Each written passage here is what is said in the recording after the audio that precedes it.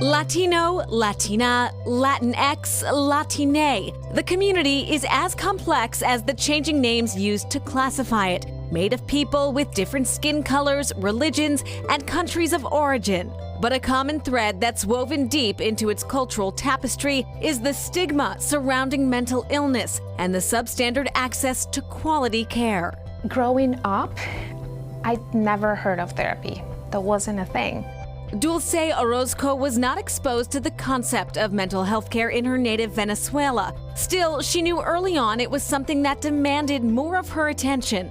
Two people very close to me tried suicide, and one died by suicide. Growing up in Venezuela, where there's so much stigma around mental health, I feel like there was a part of me that was always trying to imagine if that could have been prevented, if they had the help they needed. Orozco moved to the United States in her 20s and studied to become a licensed mental health counselor. Today, she is a fierce advocate of therapy for people of color and immigrant families. There might be all these people that have thought about reaching out for help for the longest time, and they finally go and they have a really bad experience, which validates the thought of this doesn't work. It's like that cultural component of like feeling understood, right? There are not enough bilingual and bicultural therapists.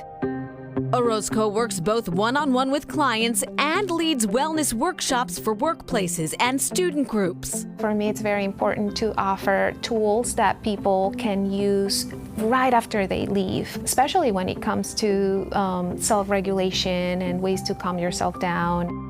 For those considering individual therapy, she has some advice. First, don't wait until you're in crisis. What if we start looking at it as a preventive thing? How can we take care of ourselves before it's too late?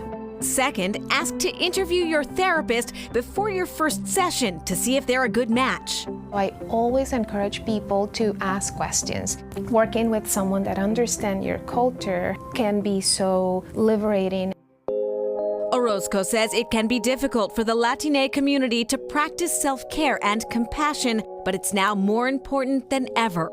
Many of us might be feeling attacked. The sense of safety might not be there. Feeling afraid for family and friends. Dealing with the uncertainty with the political climate. So it's absolutely heartbreaking, right, to see that's happening in a time that people need resources, people need help, not just mental health, but ways in which to release all these emotions. Yanalise Martinez found her release in the creative arts after the birth of her third child. I just didn't want to do anything, not even eat, not even dress. While she was hospitalized for treatment of postpartum depression, Martinez, also from Venezuela, reconnected with a cherished childhood pastime, arts and crafts. They had some classes for painting and coloring, and I found that very calming in my mind because I had very running thoughts and anxiety also. And that was the time when I was able to really just kind of feel connected as a human being. That form of art therapy became her full-time hobby. Eventually, she wondered whether sharing it would help others. Maybe it could be a tool for someone else. And that's when I decided to turn on my camera and share it on YouTube. Her YouTube page, Seres Creativos, Creative Beings, has nearly 40,000 subscribers. Espero que se encuentre muy bien.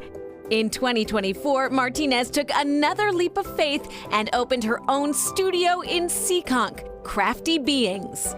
When I picture having real people coming to the store and doing what I do with them online in person, I was like, oh my God, that would be awesome. I can talk to women and just connect. I'm getting chills. There are dozens of ways to express yourself, whether it's therapeutic or simply a creative outlet. It's a DIY studios. Hand painting on ceramic, plastic, or wood, funky, drippy fluid art, and the splatter room where you can tap into your inner Jackson Pollock. I love it every minute. That's the connection. Just let's create something together.